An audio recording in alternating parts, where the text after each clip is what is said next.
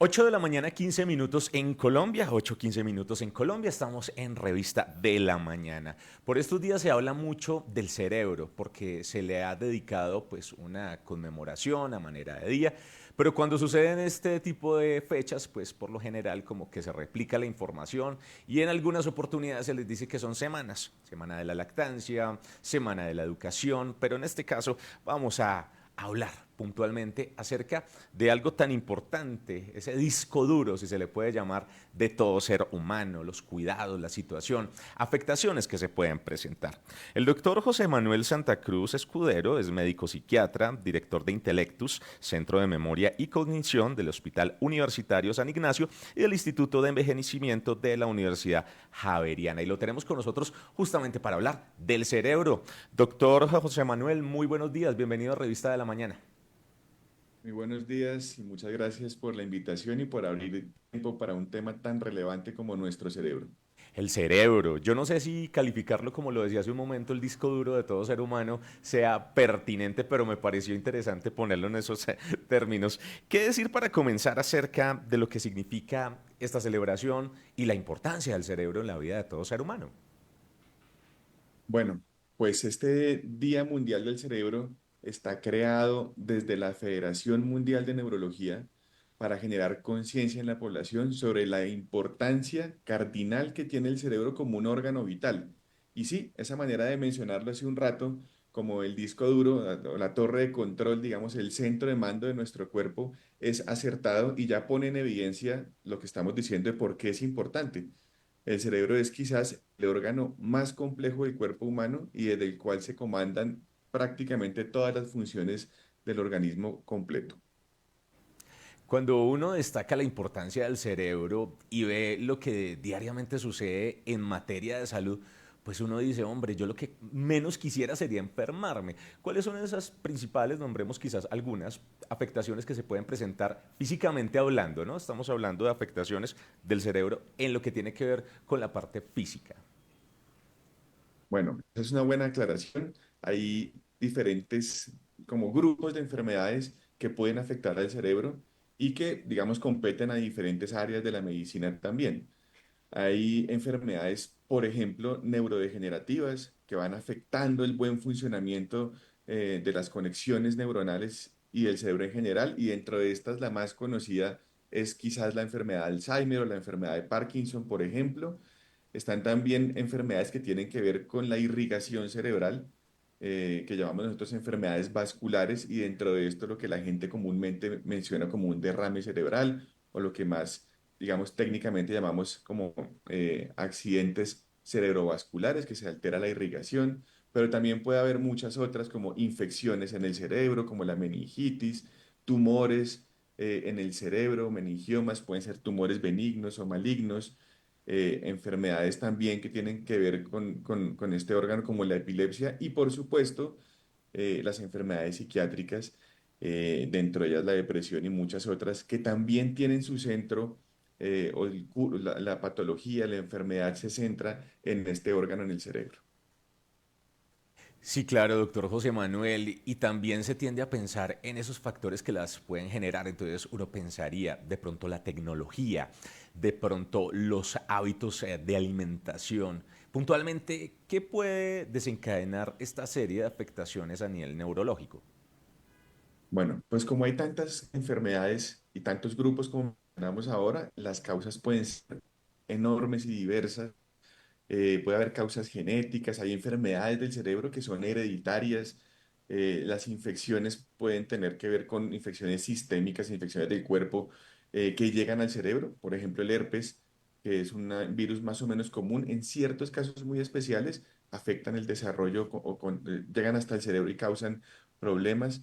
En los hábitos de vida, sin duda, hay muchísimo y cada vez hay más información al respecto, ¿sí? No solamente tener un accidente y golpearse la cabeza que puede traer, dependiendo de la severidad del trauma que uno tenga, consecuencias importantes, pero también el consumo de alcohol, el consumo de drogas, la exposición a tóxicos, el tabaquismo y tener una mala alimentación, el colesterol alto, dormir mal, la vida sedentaria, el estrés crónico, todas estas condiciones que son de nuestro día a día pueden impactar en el buen funcionamiento cerebral. Y lo más importante, a veces no se ve hoy, sino que se ve más adelante en nuestra vida.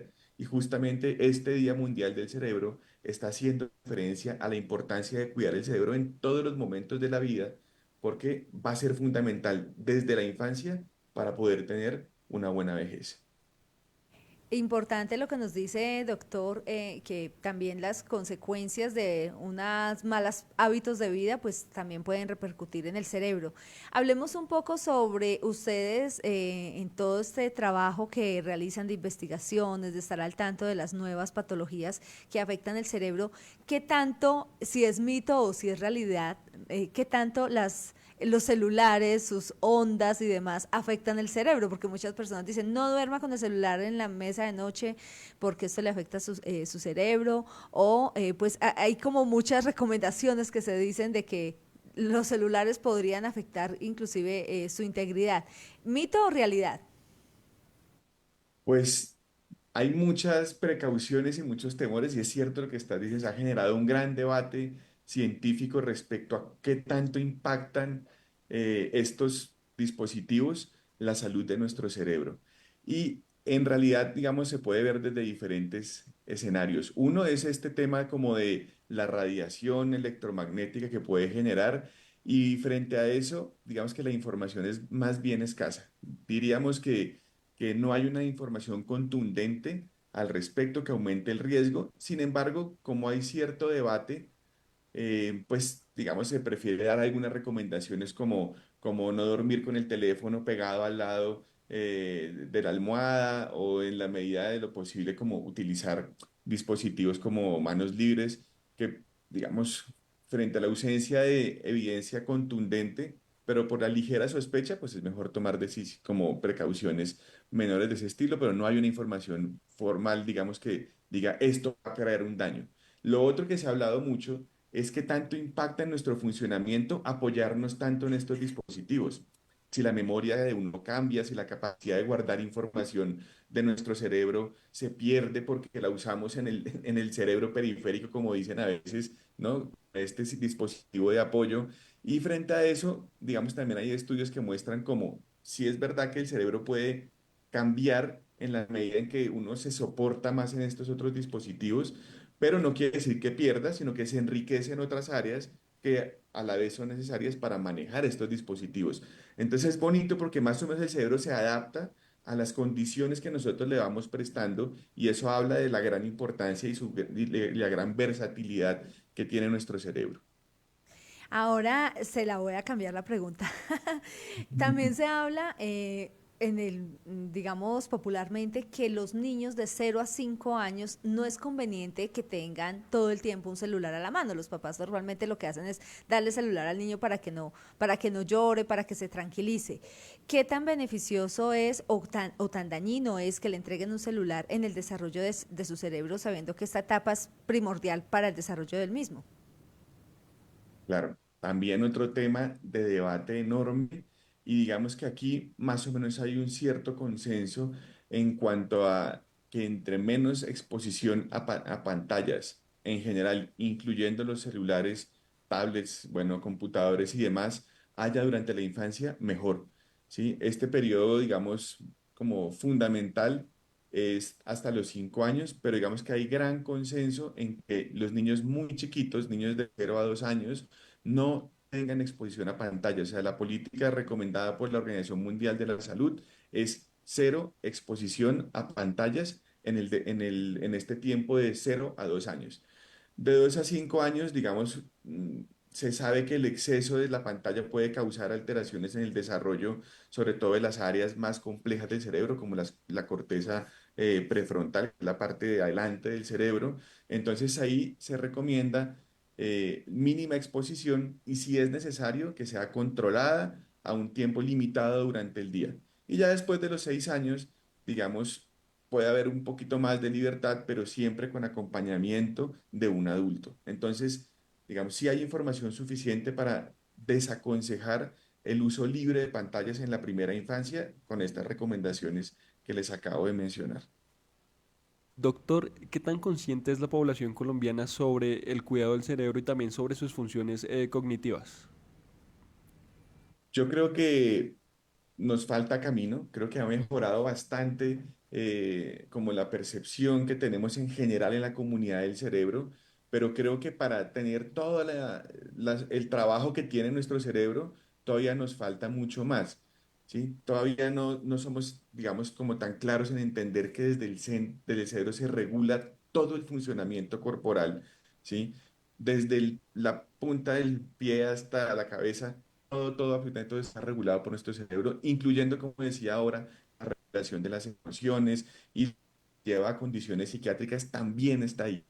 Y el cerebro se tiene que cuidar de maneras que no siempre asociamos a ello, ¿sí? Como decía hace un rato, hacer ejercicio, buena actividad física, buena alimentación, cuidarse la tensión arterial, tener el colesterol en su lugar, eh, tener control sobre el azúcar y las personas que sufren enfermedades de ese estilo, tenerlo a raya, todo eso es indispensable para cuidar nuestro cerebro. El cerebro está, digamos, es un cerebro, es un órgano muy potente, pero es muy frágil. Entonces tiene que tener unas condiciones muy saludables para estar en buenas condiciones. Entonces no lo cuidamos tan bien como deberíamos cuidarlo y no sabemos que todas estas recomendaciones que acabamos de mencionar como dieta, alimentación, disminución del estrés, tienen que ver con el buen cuidado de nuestro cerebro. Hablemos acerca de los accidentes cerebrovasculares que están como muy de moda, si se puede llamar así. Esto no quiere decir que otras afectaciones del cerebro no sean importantes. Entonces, dos preguntas en una. Primero, ¿afecta más a hombres y mujeres? Y segundo, ¿cómo se puede identificar para reaccionar? Bueno, perfecto. Entonces, los accidentes cerebrovasculares tienen que ver con la irrigación del cerebro, como estaba diciendo hace un momento. Los accidentes cerebrovasculares tienen dos grupos grandes, digámoslo de esta manera. Uno es porque se tapa, digamos, alguna arteria, una parte de la irrigación y esas áreas del cerebro que dejan de recibir sangre, pues evidentemente, como dije ahora, son tan vulnerables que pueden morir esas áreas del cerebro. Y el otro panorama grande tiene que ver con la ruptura de un vaso, un sangrado, que es cuando la gente habitualmente un derrame cerebral. Ahora sí, sin embargo, son muchos más frecuentes en que se tapa un área del cerebro, como lo que llamamos técnicamente isquémico, eh, a que haya un sangrado en el cerebro.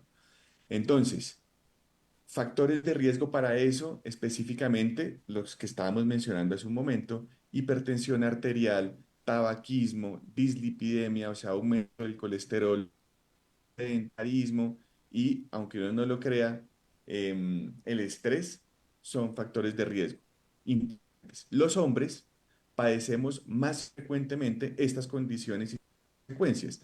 Entonces, es muy frecuente que la enfermedad cardiocerebrovascular se presente y como tal esas consecuencias pueden ser más altas también en nuestro género. Hablemos también sobre esos signos de alerta de cualquier otra enfermedad neurológica. A veces, digamos, no le paramos bolas a un dolor de cabeza que sea constante porque uno lo asocia aquí con la migraña, que normalmente a uno le duele la cabeza, pero hablemos en qué momento visitar el neurólogo, en qué momento uno decir, siento que tengo, no sé, visión borrosa, estoy sintiendo estos malestares, en qué momento o cuáles son los señales para uno visitar a un neurólogo que le esté indicando de que uno ya está de pronto teniendo algún problema con su cerebro, alguna enfermedad neurológica. Bueno, perfecto. Gracias por, sí, se me pasó ahorita lo de los signos de alarma. Nuevamente, como son grupos tan diversos de enfermedades, pues los signos de alarma pueden ser muchos. Hay una cosa que es muy importante y lo voy a enlazar con la pregunta que me hacían hace un momento de los accidentes cerebrovasculares. Digamos que aquí es muy importante acudir de forma urgente. Voy a entrar por esta porque los signos de la intervención temprana en una persona que está sufriendo un accidente cerebrovascular em, puede salvar la vida y puede mejorar dramáticamente el pronóstico. Entonces, cambios en la simetría facial, desviación de la sonrisa, pérdida en alteración del habla, pérdida en la fuerza o la sensibilidad de una parte del cuerpo. Estos signos son de inminencia, urgencia en consulta a un dispositivo. Esto no es ir a sacar una cita al neurólogo, sino irse corriendo a urgencias, porque en estos eventos cerebrovasculares de este tipo, la intervención rápida puede cambiar dramáticamente el resultado. Hay un tiempo de oro que si la persona llega a urgencia rápido y se le aplica una serie de medicamentos, esto sí tiene indicación, puede recuperar esa irrigación cerebral y pues cambiar ese pronóstico neurológico porque el cerebro puede volver a tener sangre y no tener esa alteración. Entonces, ahí creo que es muy, muy importante. El dolor de cabeza es un síntoma muy frecuente en la población general y el dolor de cabeza en la gran mayoría de los casos puede dar espera a que uno consulte a un médico general o a un neurólogo para atender ese dolor. Pero si el dolor de cabeza empieza de forma súbita, de una intensidad muy marcada, fuera de lo habitual que ha sufrido una persona, ese dolor de cabeza intenso y súbito puede ser una señal de un evento cerebrovascular y también implicaría una consulta de urgencias. Eso, digamos, hablando de los ataques cerebrovasculares, pero como decíamos hace un rato, pues muchos síntomas pueden estar ahí y hablando de fallas cognitivas como la enfermedad de Alzheimer, pues los síntomas van enfocados de otra manera, ¿no? Como fallas en la memoria, olvidar la información reciente, desorientarse, pueden ser, digamos, señales en personas mayores, en este caso más frecuentemente, señales para atender una consulta y poder recibir la ayuda necesaria de este modo distinto, ¿no? Una cosa es la urgencia, urgencia vital, otra cosa es una consulta que puede dar un tiempo de espera. Doctor José Manuel, ya para ir redondeando, usted mencionaba acerca al inicio de esta entrevista de dos tipos de tumores, unos que son benignos y otros malignos. En el caso de los que son benignos, una persona puede convivir digamos, con esta situación de afectación en lo que respecta al cerebro, ¿cómo es el proceder? Y si podemos también mencionar algunos exámenes de rutina para, pues, digamos, descartar algún tipo de enfermedad en el cerebro. Perfecto. Hablando de tumores, digamos, en general en el cuerpo humano, los tumores en grandes rasgos se pueden dividir en esto, en malignos y benignos, ¿sí? Eso tienen unas particularidades. Los tumores benignos, que usted me está haciendo la pregunta de si una persona puede convivir con ellos, efectivamente sí. Una persona puede convivir con un tumor benigno siempre y cuando ese tumor no le esté dando síntomas. ¿Sí? ¿Por qué puede dar síntomas? Porque si el tumor crece, aunque sea benigno, si comienza a crecer y sobre todo dentro del cráneo, que es un espacio cerrado, un espacio limitado, digamos, puede comenzar a comprimir el cerebro, como apretar el cerebro el crecimiento de un tumor. Y a pesar de ser benigno, si ese tumor crece, pues hay indicación de quitarlo porque puede sin querer, digámoslo así, comprimir el cerebro y generar síntomas. Entonces, para este tipo de tumores hay que hacer unos seguimientos específicos, que es hacer imágenes del cerebro, resonancias cerebrales habitualmente, o también pueden ser tomografías cerebrales para ir vigilando ese crecimiento del tumor. Pero muchas veces estos tumores benignos se encuentran como un hallazgo incidental. ¿Qué quiere decir eso? Que uno está buscando otra cosa o en un examen de rutina por otra razón, le hacen una imagen del cerebro y se encuentra un pequeño tumor, ¿sí? Que seguramente lo tiene la persona hace mucho tiempo y no sabía. ¿Mm? Obviamente en estos casos hay que hacer seguimientos. Entonces, cuando hay sospecha de una lesión tumoral en el cerebro, siempre se debe estudiar para categorizar bien si ese tumor es benigno, si ese tumor es maligno, y en ambos casos, por supuesto, las indicaciones son distintas y los tratamientos son completamente distintos, pero es muy importante hacer estudios rigurosos para saber de qué se trata y qué entonces se debe hacer en el seguimiento médico de esas condiciones. Hablemos algo importante, doctor, también, y es que en el cuidado del cerebro, usted nos ha dado ya varias recomendaciones, Hablemos de la importancia también que tiene el buen dormir. Hay personas que cuando no duermen bien les empieza a doler la cabeza al otro día. Es uno de las, a mí me pasa que cuando no duermo el tiempo suficiente o tengo mal sueño, la cabeza me duele al otro día. Pero hay personas que consideran que el sueño es como para, como que yo no duermo tanto porque no puedo perder el tiempo, tengo que hacer muchas cosas, pero resulta que el cerebro también necesita como una batería recargarse y el sueño le ayuda a ello. Hablemos sobre esa importancia de dormir bien para el cuidado del cerebro. Sí, gracias por esa pregunta, porque el sueño es un pilar fundamental de la salud cerebral y de la salud, digamos, corporal global. Y muchas veces sacrificamos las horas de sueño sin saber lo que estamos haciendo. Y claro, algunas veces las personas sienten ese problema y lo sienten a través del dolor de cabeza, por ejemplo, o de otros síntomas del mal dormir, incluso irritabilidad, ansiedad, tristeza o, ¿por qué no?, fallas en la memoria, en la atención, en la capacidad de tomar decisiones. Tenemos que aprender a escuchar a nuestro cuerpo y a escuchar lo que nos está diciendo para cuidarlo bien. Durante el sueño pasan un montón de cosas importantísimas en el cerebro. El sueño es una fase activa importante en la que el cerebro consolida la memoria, por ejemplo, mm, ayuda a regular las emociones, se limpian parte de las toxinas que se producen durante el día. Entonces, ese trabajo del sueño, mientras que nosotros aparentemente dormimos, nuestro cerebro está trabajando en reponerse, en recuperarse, y tenemos claro que dormir mal o dormir menos de las horas necesarias durante cada noche puede aumentar el riesgo de enfermarnos, digamos, e incluso hay estudios que reportan que la gente que tiene muy mal dormir o duerme muy poco tiempo tiene expectativas de vida más cortas, puede incluso acortar el tiempo de vida. Entonces, dormir bien y cuidar nuestro cerebro, pues es fundamental desde el día uno hasta el resto de nuestra vida. Es el doctor José Manuel Santa Cruz Escudero, médico psiquiatra, director de Intelectus, Centro de Memoria y Cognición del Hospital Universitario San Ignacio, pero también del Instituto de Envejecimiento de la Universidad Javeriana. Ha pasado por los micrófonos de Revista de la Mañana. Doctor José Manuel, muchas gracias por estar con nosotros.